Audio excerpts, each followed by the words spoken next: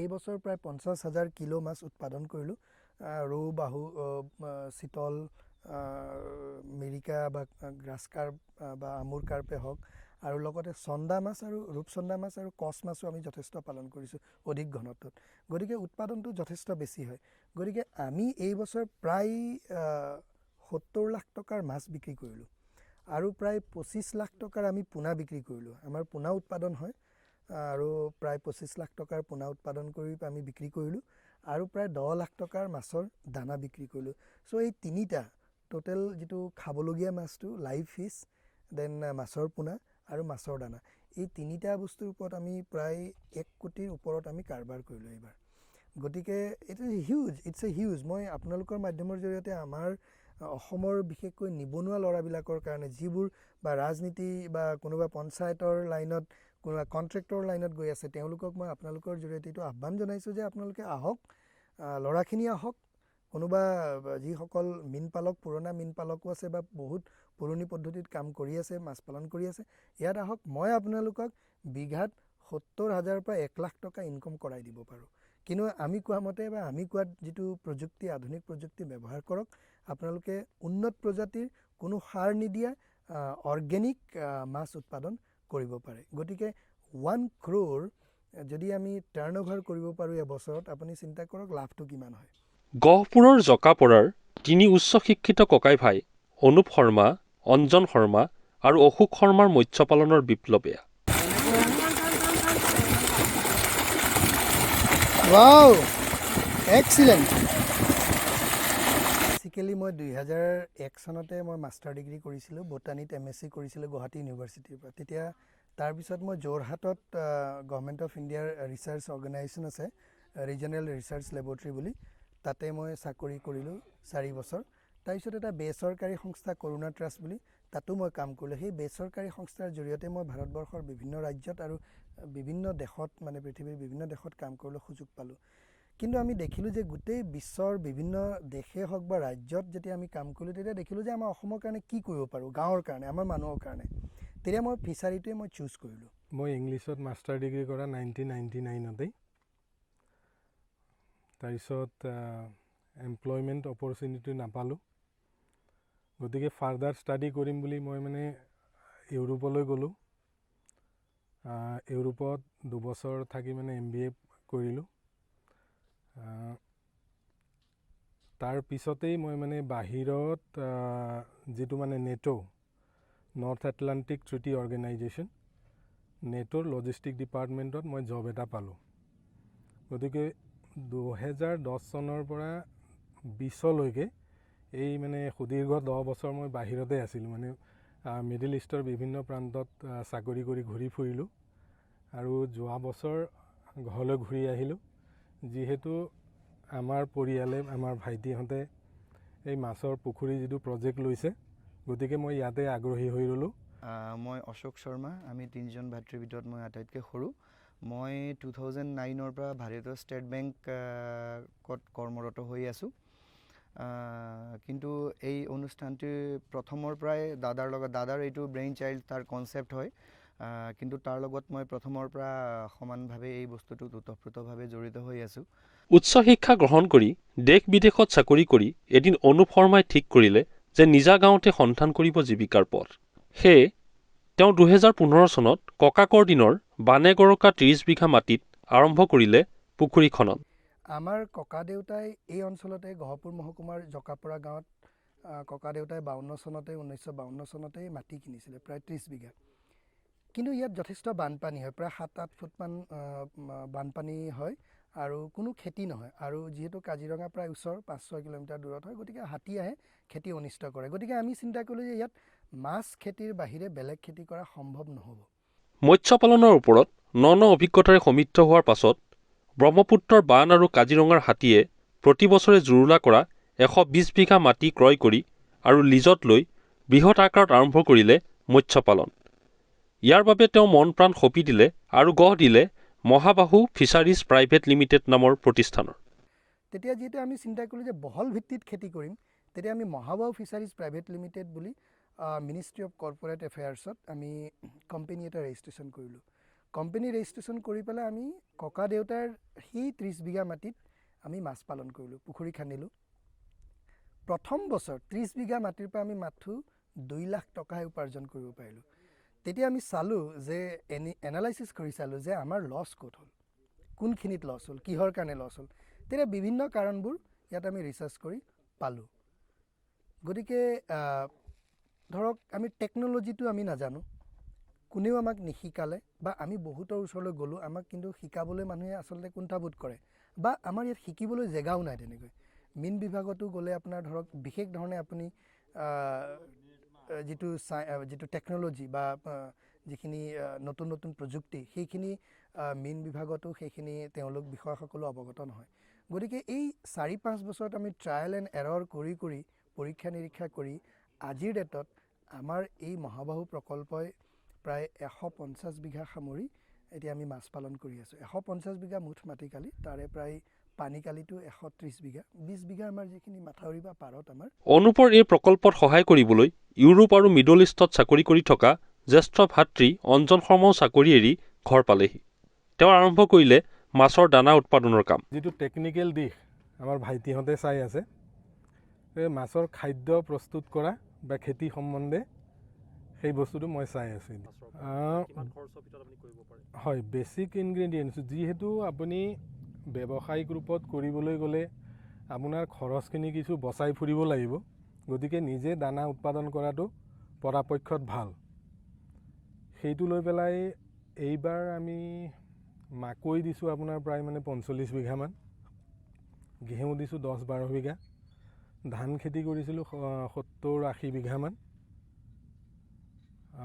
Basic ইনগ্ৰেডিয়েণ্টখিনি সেয়াই। তাৰোপৰি মাছৰ যিটো প্ৰটিনেহে মাছটো বেছি বঢ়ায়, গতিকে প্ৰটিনৰ কাৰণে আমি চয়াবিন খেতিৰ প্ৰস্তুতি কৰিছোঁ। তাৰ কাৰণে আমি শুকান মাছ, যিটো বজাৰত উপলব্ধ হয়, শুকান মাছৰ গুড়িটো তাত মিক্স কৰোঁ। তাৰ লগতে ছাপ্লিমেণ্টখিনি যিখিনি আছে বা মিনাৰেলছখিনি।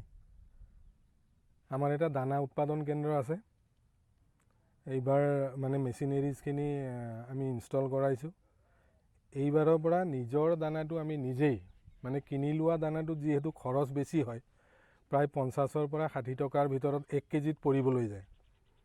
গতিকে আমি যিখিনি নিজৰ খেতিৰে উৎপাদন কৰিম, বস্তুটো একেটা স্তৰৰে হ'ব, প্ৰটিনৰ মাত্ৰাও মেইনটেইন কৰিম আমি।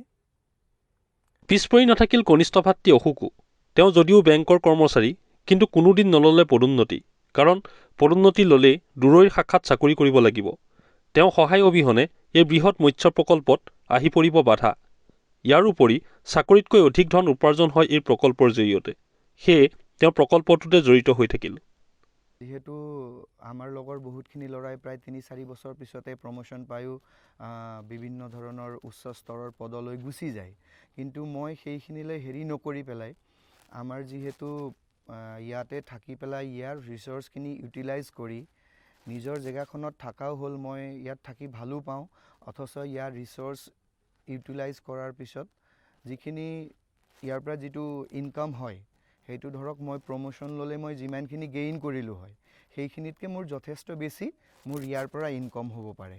আৰু যিহেতু ইয়াৰ ৰিচৰ্চটো নিজে ইউটিলাইজ কৰিলে নিজৰ লগতে আন বহুত মানুহৰো হেৰি হয়, গতিকে অভাৰঅল দাদাৰ কনচেপ্টটোক মই ওতঃপ্ৰোতভাৱে ছাপোৰ্ট কৰি লৈ পেলাই মই কোনো ধৰণৰ প্ৰমোশ্যনৰ ফালে মই যোৱা নাই, কিয়নো মই প্ৰমোশ্যন হৈ পেলাই মই যিমানখিনি পাম তাতকৈ যথেষ্টখিনি বস্তু, তাতকৈ বেছি ইনকাম মোৰ পুখুৰীৰ পৰা হৈ আছে, গতিকে সেইকাৰণে মই প্ৰমোশ্যন নলৈ পেলাই ইয়াতে থাকি গৈছোঁ। এতিয়া বছৰি 1 কোটি টকা ব্যৱসায় কৰিবলৈ সক্ষম হোৱা এই প্ৰকল্পৰ জৰিয়তে বছৰি 100 কোটি টকাৰ ব্যৱসায় কৰাৰ লক্ষ্য নিৰ্ধাৰণ কৰিছে তিনি ভাতৃয়ে। আমাৰ উদ্দেশ্য আছে যে অহা 3 বছৰত আমাৰ এই অঞ্চলত আমাৰ প্ৰায় 1000 বিঘা মাছ উৎপাদন হওক, আৰু আমি ভাবিছোঁ বিশেষকৈ অসমৰে উত্তৰ পাৰ, বিশেষকৈ আমাৰ বিশ্বনাথ চাৰিআলি বা বিশ্বনাথ জিলাই হওক বা শোণিতপুৰ জিলা, লখিমপুৰ, ধেমাজি উত্তৰ পাৰৰ, আৰু আমাৰ ইয়াৰ পৰা ইটানগৰ, অৰুণাচলৰ ৰাজধানী ইটানগৰ ওচৰতে, গতিকে এই গোটেই অঞ্চলটোত আমাৰ পুখুৰীৰ মাছৰ আমি প্ৰডাক্টখিনি বজাৰলৈ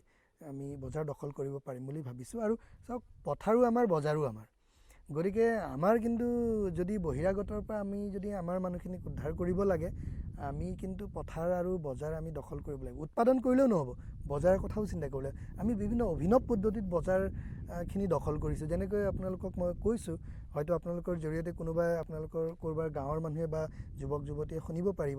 এতিয়া যদি আমি মাছ উৎপাদন কৰোঁ, আমি জেনেৰেলি কি কৰোঁ কওকচোন? আমি বেপাৰীক দিওঁ, বেপাৰীয়ে ক'ব মই 120 টকাহে দিম, আপোনাৰ কোনো গত্যন্তৰ নাই। চ' তেতিয়া আপুনি কি কৰিব পাৰে, সৰু মেজিক গাড়ীৰ নিচিনা বা ছোটা হাতী টাইপৰ সৰু গাড়ী লওক, তিৰপাল পাৰি দিয়ক, পানী দিয়ক, তাত মাছ জীয়াই জীয়াই আপুনি বজাৰলৈ লৈ যাওক। আপুনি নিজে কওক, যেতিয়া আপুনি বজাৰলৈ মাছ এটা কিনিবলৈ যাব, হেতা পৰা ঢেলা পৰা মাছটো কিনিবনে সতেজ মাছ জঁপিয়াই থকা মাছ কিনিব? গতিকে আপুনি যদি বজাৰত তেনেকৈ জীয়াই জীয়াই মাছ বিক্ৰী কৰিব পাৰে, 120 টকাৰ মাছটো 220 টকাত আপুনি বিক্ৰী কৰিব পাৰিব। আৰু আমি তেনেকৈ কৰিছোঁ।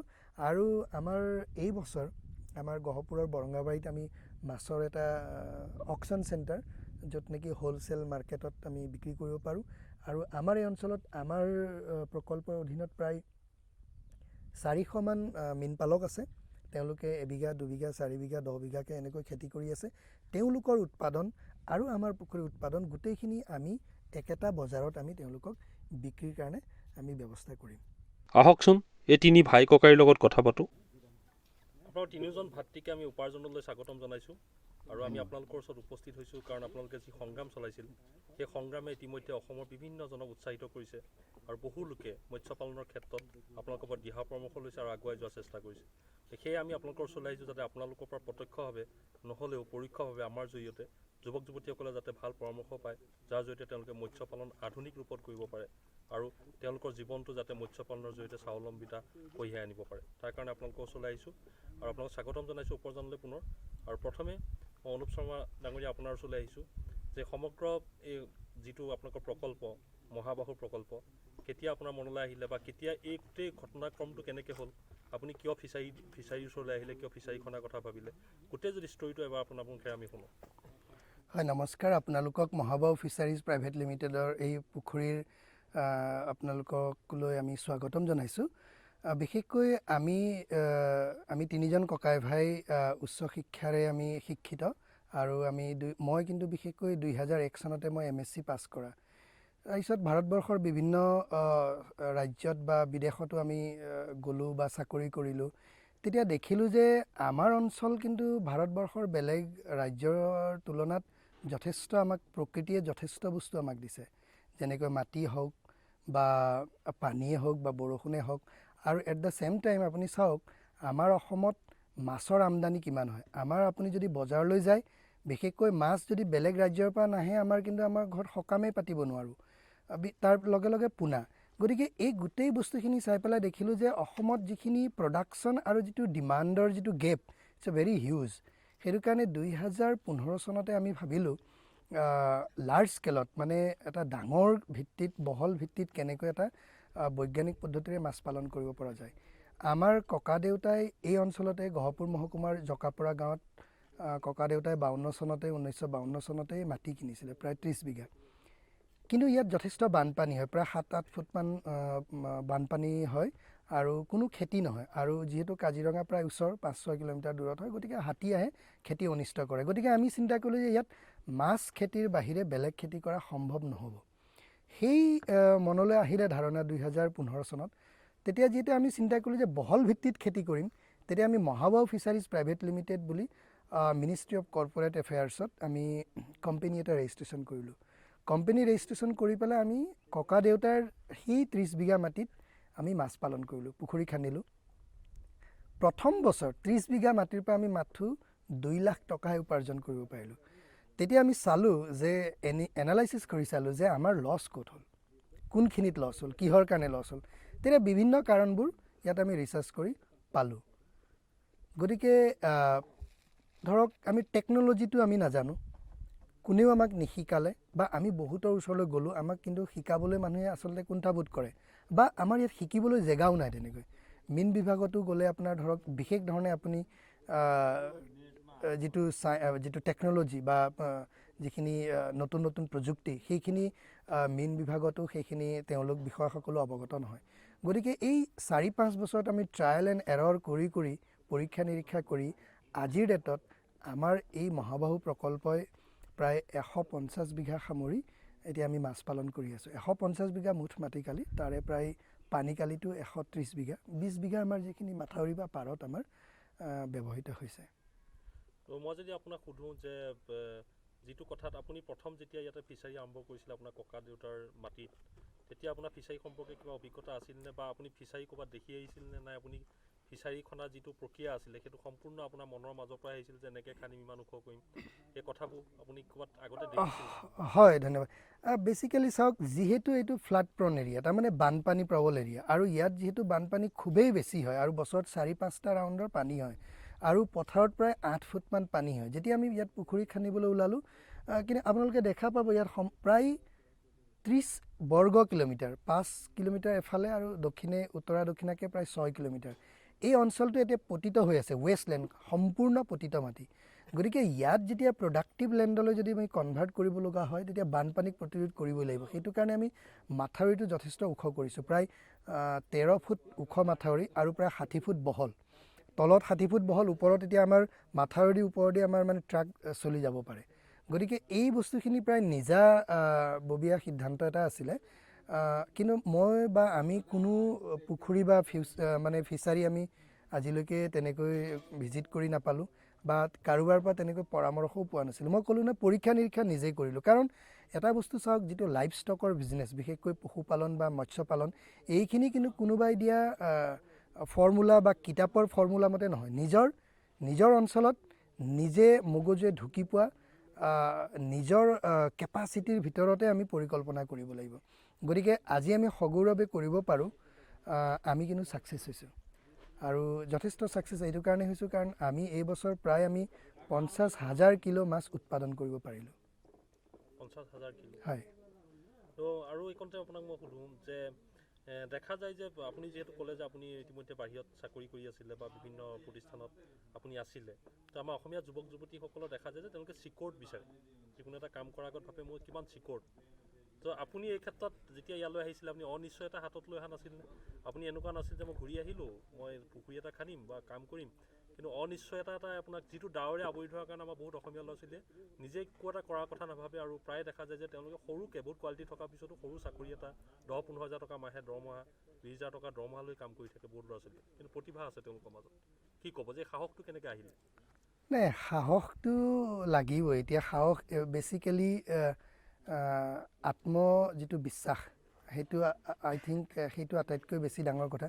ছেল্ফ মটিভেশ্যন, আপোনাক আচলতেতো কোনেও মটিভেট কৰিব নোৱাৰে মানুহক, নিজে ছেল্ফ মটিভেট হ'ব লাগে। গতিকে মই ভাবোঁ, মই বিশেষকৈ মই নিজে ছেল্ফ মটিভেটেড, আৰু জীৱনত এটা আগবাঢ়ি যোৱাৰ বা এটা ডাঙৰকৈ কিবা এটা কৰা বা সমাজৰ কাৰণে কিবা এটা কৰা, সেই এটা বস্তু মনত এটা আছে। আৰু নট অনলি ডেট, কিন্তু এতিয়া চাওক যে আমাৰ ইয়াত আমি যেতিয়া বিভিন্ন ৰাজ্যত কাম কৰোঁ বা বিভিন্ন দেশত আমি ঘূৰি বা বেলেগ দেশৰ বা বিশেষকৈ জাপানত মই প্ৰায় 6 মাহ থাকি অহা, মই international development course, international leadership development course মই কৰি অহা। তাত দেখিছোঁ বিভিন্ন গাঁৱত বা তাৰ অঞ্চলত দেখিলোঁ যে তাতকৈ ৰিচোৰ্চ ইয়াত বেছি আছে। যিটো সম্পদ, প্ৰাকৃতিকভাৱে যিটো প্ৰকৃতি আমাক দিছে, সেই বস্তুটো যদি সৎ ব্যৱহাৰ কৰোঁ, কিন্তু আমি কিন্তু সুফল পাম। গতিকে আমাৰ ইয়াত ভাল বস্তুটো চাওক, 6 মাহ বৰষুণ, ৱেৰাজ অন্ধ্ৰপ্ৰদেশত বৰষুণ কিমান দিয়ে, বছৰটোত 20টা দিন বা 25টা দিনো নিদিয়ে। চ' আমাৰ ইয়াত যদি 6 মাহ বৰষুণ দিয়ে আৰু আমাৰ ইয়াত 90% মানুহে যদি মাছ খায়, গতিকে মাছৰটোতো huge demand. Not only Assam, আপুনি চাওক উত্তৰ পূৰ্বৰ ভাৰতৰ বিশেষকৈ জনজাতীয় লোকৰ মাজত মাছ মাংসৰ প্ৰৱণতাটো খুবেই বেছি। অলম'ষ্ট 95-98% মানুহে মাংস খায়েই নৰ্থ ইষ্টৰ। গতিকে আমি যদি নৰ্থ ইষ্টৰ 5 কোটি পপুলেশ্যনৰ কথা যদি আমি চিন্তা কৰোঁ, কিন্তু at the same time production নায়েই। 5 কোটি মানুহৰ কাৰণে আমাৰ বাহিৰৰ, বিশেষকৈ গুজৰাটেই হওক বা অন্ধ্ৰই হওক বা আপোনাৰ উত্তৰ প্ৰদেশেই হওক বা ৱেষ্ট বেংগল, তাৰ পৰা মাছ আমাৰ ইয়াত আহে। প্ৰায় আপোনাৰ বছৰি যিটো আমাৰ উত্তৰ পূব ভাৰতত মাছৰ পোনা, মাছ আৰু যিটো খোৱা মাছ আৰু বিশেষকৈ দানা, এই 3টা বিষয়ৰ ওপৰত প্ৰায় 18,000 কোটি টকাৰ কাৰবাৰ হয় এবছৰত। গতিকে 18,000 কোটি টকাৰ কাৰবাৰ প্ৰতি বছৰে হোৱা জেগাটোত আমাৰ মানুহে যদি নকৰোঁ, আমাৰ মানুহে যদি বস্তুখিনি হাতত নলয়, আৰু বহিৰাগতে আমাৰ গোটেই বস্তু ধৰি ৰাখিছে, গোটেই বজাৰটোৱেই হওক বা উৎপাদনেই হওক। গতিকে আমাৰ কথাটো হৈছে কি, গুড কোৱালিটি, প্ৰ'টিন ভাল থকা, সতেজ মাছ মানুহে খাবলৈ পাওক, নম্বৰ 1 সেইটো হেল্থৰ কাৰণে বা নিজৰ স্বাস্থ্যৰ কাৰণে। দ্বিতীয় কথাটো হৈছে কি মাছ পালনেৰেও আপুনি জীৱিকা নিৰ্বাহ কৰিব পাৰে। মাছ পালনেৰে গৃহপালন এইটো আমাৰ শ্লোগান হয়। গতিকে আমি তেনেকৈ মানুহক শিক্ষা দিওঁ, ট্ৰেইনিং দিওঁ, তেওঁলোকক কাৰ্যক্ষম কৰি তোলোঁ। আমাৰ এতিয়ালৈকে প্ৰায় 1000জন মানুহক আমি ট্ৰেইনিং দিছোঁ। এইখিনি আমি কৰি আছোঁ। আৰু মই যদি আপোনাক সোধোঁ যে মৎস্য পালনৰ ক্ষেত্ৰত সততে আমাৰ মানুহে কৰা ভুলবোৰ কি আৰু সেই ভুলবোৰ শুদ্ধ কৰা উপায় কি আছে? চাওক, মৎস্য পালনত আমাৰ মানুহে 90%তকৈ বেছি মানুহে ভুলেই কৰে। প্ৰথম কথা হৈছে কি এবিঘা মাটিত কিমান পোনা দিব লাগে সেইটো নাজানে। এবিঘা মাটিত যদি ৰৌ, বাহু, মিৰিকা বা IMC মাছ পালন কৰিবলৈ যায় আপুনি 900ৰ পৰা 1000টা পোনা দিব লাগে। কিন্তু আমাৰ মানুহে বটুৱাত বেপাৰীয়ে যি দিয়ে সেইখিনি পোনা ঢালি দিয়ে। সেইটো এক। 2 নম্বৰ হৈছে মাছ পালনত মাছটো যেতিয়া আপুনি পোনাটো দিলে সেই পোনাটো গুণগত হয়নে নহয় সেইটো এটা চাব লাগিব। আৰু মাছটো এই বছৰৰ পোনা নহয়, আগৰ বছৰৰ কেৰিড অভাৰ চিড বুলি কোৱা যায়, যিটো আমি পিচ চাইজৰ পোনা বুলি কওঁ, 50 গ্ৰাম বা 60 গ্ৰাম বা 100 গ্ৰাম, সেই পোনাটো দিব লাগিব যাতে সোনকালে মাছটো বাঢ়ে। তাৰোপৰি মাছৰ দানাৰ কাৰণে আমাৰ দাদা আছে, তেওঁ এতিয়া মাছৰ যিখিনি আমি দানা আমি নিজে উৎপাদন কৰোঁ। তাৰ কাৰণে তেওঁ ক'ব মাছৰ দানা আমি কেনেকৈ কম খৰচত আমি নিজে ঘৰত তৈয়াৰ কৰিব পাৰোঁ। আৰু সেইটো আটাইতকৈ বেছি জৰুৰী। আপুনি গুণগত পোনা লাগিবই আৰু পোনাৰ সংখ্যাটো ঠিক হ'ব লাগিব আৰু খানাটো। তাৰ উপৰিও আৰু এটা ইম্পৰ্টেণ্ট বস্তু আছে ৱাটাৰ কোৱালিটি। কাৰণ চাওক মাছে আকৌ পানীৰ পৰাহে অক্সিজেনটো পায়। গতিকে পানীৰ গুণাগুণটো যদি আমি বেয়া কৰোঁ গতিকে মাছে উশাহ ল'বলৈ কষ্ট পাব। গতিকে মাছৰ গ্ৰোথ অভাৰঅল কমি যায়। গতিকে আমাৰ মানুহখিনিয়ে সচৰাচৰ ৱাটাৰ কোৱালিটিটো মেইনটেইন কৰিব নাজানে, পানীৰ গুণাগুণটো। তাৰ কাৰণে বিভিন্ন আছে। এতিয়া ধৰক চূণ দিয়া, প্ৰতিমাহে চূণ দিব লাগিব। আচলতে মানুহে কিমান পৰিমাণৰ চূণ দিব লাগে সেইটো নাজানে। বিঘাত এতিয়া এবছৰত আমি 100 কিলো চূণ দিওঁ 10টা কিস্তিত। সেইকণ বস্তু কৰিব লাগে। বিভিন্ন প্ৰ'বায়'টিক আছে, উপকাৰী বেক্টেৰিয়া আছে, বিভিন্ন গ্ৰোথ প্ৰম'টাৰ্ছ আছে, স্বাস্থ্যবৰ্ধক অৰ্গেনিক প্ৰডাক্ট আছে। সেইখিনি যদি আমি মাছক দিওঁ মাছৰ গ্ৰোথ ভাল হয়। তাৰপিছতে গুণগত পোনা বিশেষকৈ আমি ভাৰতবৰ্ষৰ নেশ্যনেল ফিচাৰী ডেভেলপমেণ্ট ব'ৰ্ড বুলি এটা অনুষ্ঠান আছে হায়দৰাবাদত, তাৰ head office, national head office, আৰু এটা central institute for fresh water aquaculture CIFA বুলি ভুৱনেশ্বৰত আছে অনুষ্ঠান। আমি সেই দুটা অনুষ্ঠানৰ পৰা পোনাখিনি আনো, গুণগত পোনা। আৰু ইম্প্ৰুভ যিটো ৰৌ, তাক জয়ন্তী ৰৌ বুলি কোৱা যায়, ইম্প্ৰুভ কমন কাৰ্পক আমুৰ কাৰ্প বুলি কোৱা যায়, আৰু ইম্প্ৰুভ বাহু এটা আছে। এই 3টা নতুন প্ৰজাতিৰ মাছ আমি সেই উৰিষ্যাৰ সেই অনুষ্ঠানটোৰ পৰা আমি প্ৰতিষ্ঠানটোৰ পৰা আমি আনি পেলাই আমাৰ ইয়াত নাৰ্চাৰীত আমি প্ৰতিপালন কৰিছোঁ। গতিকে ইহঁতৰ প্ৰডাকশ্যনো বেছি হ'ব, গ্ৰোথটো বেছি হয়। আৰু এই পোনাখিনিও আমি বেলেগক আমি সেইখিনি আমি আমাৰ ওচৰ পাজৰৰ মানুহক আমি ৰাইজক পোনাখিনিও আনি দিওঁ আৰু ট্ৰেইনিং দিওঁ আৰু গুড কোৱালিটি পোনা তেওঁলোকক দিওঁ। গতিকে তেওঁলোকৰ আমাৰ কি হয় প্ৰডাকশ্যন বেছি পাব, উৎপাদনটো বেছি হ'ব। জেনেৰেলি এবিঘা মাটিত চৰকাৰী তথ্যমতে 4 কুইণ্টেল যদি মাছ উৎপাদন হয় খুবেই ভাল কথা। কিন্তু আপোনালোকে জানিবলৈ পাই সুখী হ'ব, আমাৰ যিটো টেকন'লজি, যিটো ইন'ভেশ্যন আমি লগালোঁ, যিখিনি প্ৰয়োগ কৰিলোঁ, বা যিখিনি প্ৰডাক্ট বা দানা বা কোৱালিটি চিড বা মাছৰ দানা আমি দি পেলাই যোৱা বছৰৰ আমি এবিঘা মাটিৰ পৰা প্ৰায় 7.5 কুইণ্টেলকৈ উৎপাদন কৰিছোঁ। আৰু সেইটো আমি কম্প'জিট জিটৰ পৰা আমি ছেমি ইণ্টেনচিভ আৰু এইবাৰ আমি ইণ্টেনচিভ একুৱাকালচাৰলৈ আগবাঢ়িছোঁ। ইণ্টেনচিভ মানে সম্পূৰ্ণ বাহিৰৰ পৰা দিয়া খানাটোৰ ওপৰত নিৰ্ভৰ কৰিব। গতিকে আমি টাৰ্গেট লৈছোঁ এবিঘাত 10 কুইণ্টেল প্ৰতি বিঘাকৈ আমি উৎপাদন কৰা। এইকণতে আৰু এটা কথা সুধিছোঁ, ইয়াৰ কাৰণে আপুনি যিসকলে মৎস্য পালন কৰিব অধ্যয়নৰ প্ৰয়োজন আছে বুলি ভাবে আপুনি? চাওক, it's a science, fishery is a science. মানুহে 4 বছৰ 5 বছৰ পঢ়িব লাগিব আমাৰ ফিচাৰী কলেজত। এইটো বিজ্ঞান। বিজ্ঞানৰ ওপৰত আপোনাৰ জ্ঞান থাকিবই লাগিব। যেনেকৈ মই ক'লোঁ পানীৰ কোৱালিটি, pH, পানীৰ টাৰ্বিডিটি, পানীৰ এলকালিনিটি, পানীৰ ডিজলভ অক্সিজেন, দ্ৰৱীভূত অক্সিজেনৰ পৰিমাণ, এই গোটেই বস্তু ইটছ এ ছায়েন্স। গতিকে এইখিনি বস্তু মানুহে অধ্যয়ন কৰিব লাগিব। আৰু সৰ্বসাধাৰণ লোকৰ কাৰণে অধ্যয়ন কৰাটো সম্ভৱ নহয়। গতিকে তেওঁলোকক আমি আহ্বান জনাওঁ, মহাবাহু ফিচাৰীজলৈ আহক, আমি বিনামূলীয়াকৈ তেওঁলোকক প্ৰশিক্ষণ দিম। আমাৰ মানুহক, বিশেষকৈ আমাৰ থলুৱা মানুহক আমি কিন্তু বিনামূলীয়াকৈ ট্ৰেইনিং দিম। বেলেগৰ কথা ক'বলৈ নাযাওঁ, কিন্তু আমাৰ থলুৱা মানুহক আমি বিনামূলীয়াকৈ প্ৰশিক্ষণ দি আহিছোঁ। তেওঁলোক ইয়ালৈ আহক।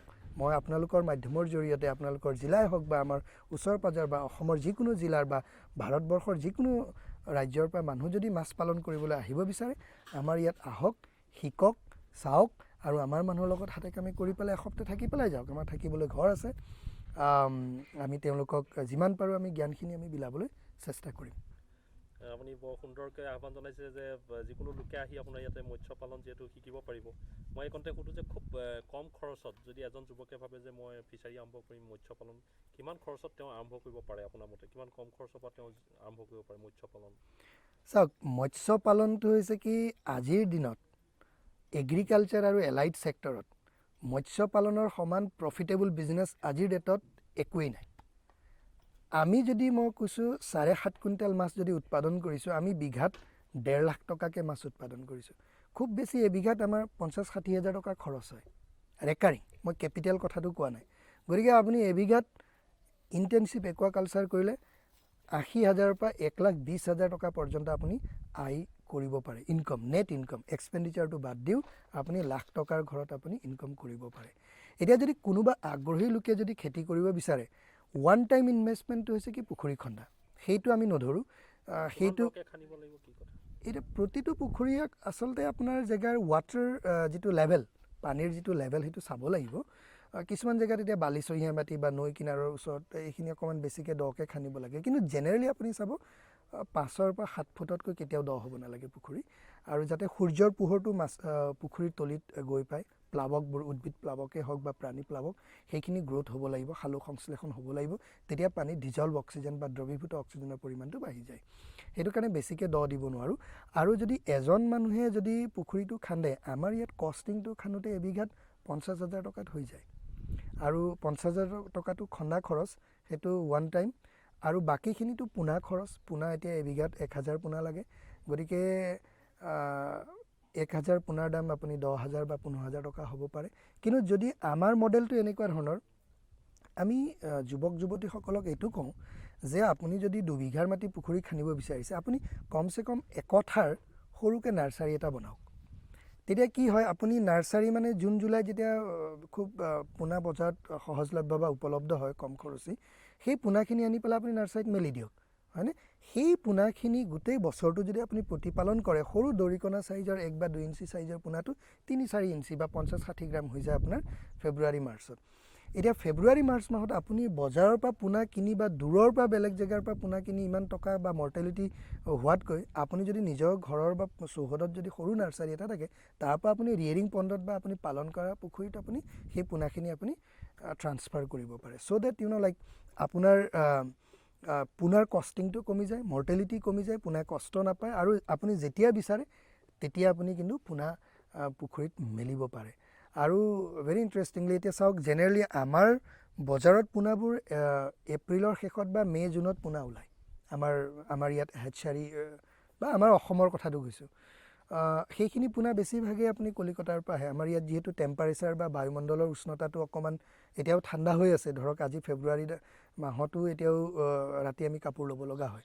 গতিকে মাছৰ যিটো কণী পৰা উপযুক্ত সময় হোৱা নাই। গতিকে আমাৰ ইয়াত টেম্পাৰেচাৰটো যেতিয়া বাঢ়ি যাব, তেতিয়া প্ৰায় মাৰ্চৰ শেষলৈ আমি ইয়াত জেনেৰেলি মাছৰ পোনা উৎপাদন হয়। কিন্তু মাৰ্চত যিটো পোনাই মাছে কণী পাৰিব, সেই পোনাটো আপুনি জুন জুলাইতে দিব পাৰিব। গতিকে বেলেগ ৰাজ্যৰ পৰা পোনা আমাৰ ইয়ালৈ আহে, আৰু এই পোনাখিনি আমাৰ নাৰ্চাৰীত আপুনি তেনেকৈ ৰাখিব পাৰে। ৰাখি পেলাই তেনেকৈ বস্তুটো কম খৰচত আপুনি পুখুৰীটো পালন কৰিব পাৰে। লগতে দানাটো নিজে যদি আপুনি ঘৰতে কিছুমান টেকনিক আছে, সেই টেকনিক আমাৰ ইয়ালৈ আহিলে আমি শিকাই দিম। গতিকে আমি যথেষ্ট তাৰ ওপৰত কাম কৰি আছোঁ। ধন্যবাদ জনাইছোঁ যে উচ্চ শিক্ষিত এগৰাকী যুৱক হৈ আপুনি যেনেধৰণে ঘৰলৈ ঘূৰি আহিলে আৰু নিজে এক সংগ্ৰাম আগবঢ়ালে, আপোনাৰ লগত 2জন ভাতৃয়ে আপোনালোক সংগ্ৰাম আগবঢ়ালে। গতিকে আমি আপোনাক অভিনন্দন জনাইছোঁ, আগলৈ আগবাঢ়ি যাওক, আৰু বিশেষকৈ অসমীয়া এজন যুৱক হিচাপে আপুনি আপোনাৰ নাম বিশ্বত আপোনাৰ অনুপ্ৰেৰণাৰ আপুনি কাহিনী হওক, সত্তা হওক, সেইটো আমি বিচাৰোঁ। আৰু তাৰ লগতে এতিয়া আপোনাৰ যিহেতু 2 ভাতৃ আছে, আমি তেওঁলোকৰ ওচৰলৈ আহিবলৈ যত্ন কৰিম আৰু তেওঁলোকৰ মনৰ কথা আমি জানিবলৈ যত্ন কৰিম। ধন্যবাদ। জ্যেষ্ঠ ভাতৃ হিচাপে আপুনি যথেষ্টখিনি কৰিছে যিহেতু ফাৰ্মৰ কাৰণে, আৰু আপোনাক মই স্বাগতম জনাইছোঁ উপাৰ্জনলৈ। আৰু আপোনাৰ পৰা আমি জানিব বিচাৰিছোঁ যে আপুনি কিহত নিয়োজিত হৈ আছিলে ইয়াৰ পূৰ্বে, কেনেধৰণে ফাৰ্মলৈ আহিলে, আৰু ইয়াত কি কাম কৰে এতিয়া আপুনি? নমস্কাৰ। বেচিকেলি মই ইংলিছত মাষ্টাৰ ডিগ্ৰী কৰা 1999তেই। তাৰপিছত এমপ্লয়মেণ্ট অপৰচুনিটি নাপালোঁ, গতিকে ফাৰ্ডাৰ ষ্টাডি কৰিম বুলি মই মানে ইউৰোপলৈ গ'লোঁ। ইউৰোপত 2 বছৰ থাকি মানে MBA কৰিলোঁ। তাৰ পিছতেই মই মানে বাহিৰত যিটো মানে নেটো নৰ্থ এটলাণ্টিক ট্ৰিটি অৰ্গেনাইজেশ্যন নেটোৰ লজিষ্টিক ডিপাৰ্টমেণ্টত মই জব এটা পালোঁ। গতিকে 2010 চনৰ পৰা 20লৈকে এই মানে সুদীৰ্ঘ 10 বছৰ মই বাহিৰতে আছিলোঁ। মানে মিডিল ইষ্টৰ বিভিন্ন প্ৰান্তত চাকৰি কৰি ঘূৰি ফুৰিলোঁ আৰু যোৱা বছৰ ঘৰলৈ ঘূৰি আহিলোঁ। যিহেতু আমাৰ পৰিয়ালে আমাৰ ভাইটিহঁতে এই মাছৰ পুখুৰী যিটো প্ৰজেক্ট লৈছে, গতিকে মই ইয়াতে আগ্ৰহী হৈ ৰ'লোঁ। বৰ্তমান মানে যিটো টেকনিকেল দিশ আমাৰ ভাইটিহঁতে চাই আছে, এই মাছৰ খাদ্য প্ৰস্তুত কৰা বা খেতি সম্বন্ধে সেই বস্তুটো মই চাই আছোঁ এতিয়া। আপুনি কেনেধৰণে প্ৰস্তুত কৰে দানা, কি দ্ৰব্যৰে আপুনি কৰে মাছৰ, কিমান খৰচৰ ভিতৰত আপুনি কৰিব পাৰে? হয়, বেছিক ইনগ্ৰেডিয়েণ্টছ যিহেতু আপুনি ব্যৱসায়িক ৰূপত কৰিবলৈ গ'লে আপোনাৰ খৰচখিনি কিছু বচাই ফুৰিব লাগিব। গতিকে নিজে দানা উৎপাদন কৰাটো পৰাপক্ষত ভাল। সেইটো লৈ পেলাই এইবাৰ আমি মাকৈ দিছোঁ আপোনাৰ প্ৰায় মানে 45 বিঘামান, ঘেঁহু দিছোঁ 10-12 বিঘা, ধান খেতি কৰিছিলোঁ 70-80 বিঘামান। বেছিক ইনগ্ৰেডিয়েণ্টখিনি সেয়াই। তাৰোপৰি মাছৰ মানে যিটো প্ৰটিনেহে মাছটো বেছি বঢ়ায়। গতিকে প্ৰটিনৰ কাৰণে আমি চয়াবিন খেতিৰ প্ৰস্তুতি কৰিছোঁ। তাৰ কাৰণে আমি শুকান মাছ যিটো বজাৰত উপলব্ধ হয়, শুকান মাছৰ গুড়িটো মানে তাত মিক্স কৰোঁ। তাৰ লগতে ছাপ্লিমেণ্টখিনি যিখিনি আছে বা মিনাৰেলছখিনি। আমাৰ এটা দানা উৎপাদন কেন্দ্ৰ আছে। এইবাৰ মানে মেচিনেৰিজখিনি আমি ইনষ্টল কৰাইছোঁ। এইবাৰৰ পৰা নিজৰ দানাটো আমি নিজেই মানে কিনি লোৱা দানাটো যিহেতু খৰচ বেছি হয়, প্ৰায় 50-ৰ পৰা 60 টকাৰ ভিতৰত 1 কেজিত পৰিবলৈ যায়। গতিকে আমি যিখিনি নিজৰ খেতিৰে উৎপাদন কৰিম, বস্তুটো একেটা স্তৰৰে হ'ব, প্ৰটিনৰ মাত্ৰাও মেইনটেইন কৰিম আমি। আমাৰ দানা ঘৰত উৎপাদন কৰা দানাটো এতিয়া আপোনাৰ 27-ৰ পৰা 32 টকাৰ ভিতৰত কেজিত পৰিবলৈ যাব। কিন্তু একেটা মানদণ্ডৰে হ'ব বস্তুখিনি বজাৰত পোৱাতকৈ। সেই প্ৰস্তুতিটো আমি চলাই আছোঁ এতিয়া। এতিয়া আপুনি যদি এজন যুৱকে ভাবে যে ঘৰতে কৰিম খুব কম পৰিমাণে, তেওঁ যদি 2 বিঘা এটা ফিচাৰী থাকে, হয়, তো তেওঁ কিমান কম খৰচত দানাখিনি নিজে কৰিব পাৰিব চাগে? চাওক, এতিয়া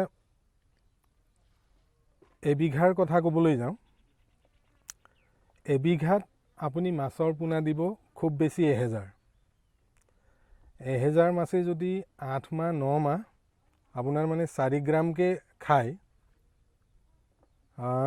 দিনত 4 কেজিকৈ হয় ন, দিনত 4 কেজিকৈ হ'ল।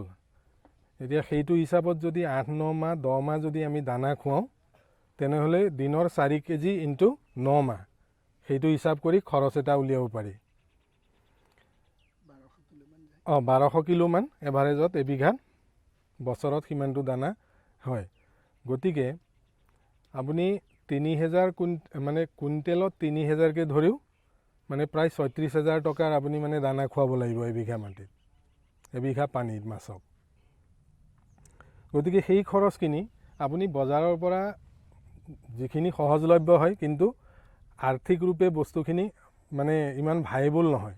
গতিকে আপুনি নিজে উৎপাদন কৰক। যিহেতু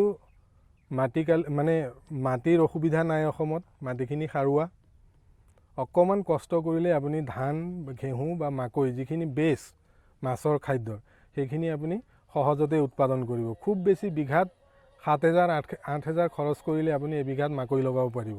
তেনেকৈ 3-4,000 বা 5,000 পৰ্যন্ত খৰচ কৰি ঘেঁহু উলিয়াব পাৰিব। ধানত আপোনাৰ 2,000-2,500-3,000 টকা খৰচ হয় এবিঘাত। বা আপুনি ধান 2-3 বিঘা লগাই দিলে, সেই প্ৰপৰ্শ্যনটো দানাৰ প্ৰপৰ্শ্যনটো মিলাবৰ কাৰণে সেইখিনি কৰি আপুনি মানে কম খৰচী দানা ঘৰতে তৈয়াৰ কৰিব পাৰিব। ধন্যবাদ জনালোঁ, আপুনি দানাৰ গোটেই টেকনিকখিনি আমাক ক'লে। হয়, আৰু আমি এতিয়া ফাইনেন্সিয়েলি দিশটো জানিবৰ কাৰণে আপোনাৰ সৰু ভাতৃৰ ওচৰলৈ যাবলৈ চেষ্টা কৰিম। ধন্যবাদ। আপোনাক স্বাগতম জনাইছোঁ উপাৰ্জনলৈ। আৰু আপুনি কনিষ্ঠ ভাতৃ, আৰু দেখিবলৈ পোৱা গৈছে যে আপোনালোকে সংগ্ৰাম কৰিছে, তো যি সংগ্ৰাম আচলতে প্ৰত্যেকৰ কাৰণে আদৰণীয়। তো আপুনি এই মহাবাহুৰ ক্ষেত্ৰত আপুনি কেনেধৰণে জড়িত, আৰু আপুনি কি ফিল্ডত কাম কৰে আৰু মহাবাহু ক্ষেত্ৰত কেনেধৰণে সহায় কৰে? নমস্কাৰ, মই অশোক শৰ্মা। আমি তিনিজন ভাতৃৰ ভিতৰত মই আটাইতকৈ সৰু। মই 2009 পৰা ভাৰতীয় ষ্টেট বেংকত কৰ্মৰত হৈ আছোঁ। কিন্তু এই অনুষ্ঠানটি প্ৰথমৰ পৰাই দাদাৰ এইটো ব্ৰেইন চাইল্ড, তাৰ কনচেপ্ট হয়।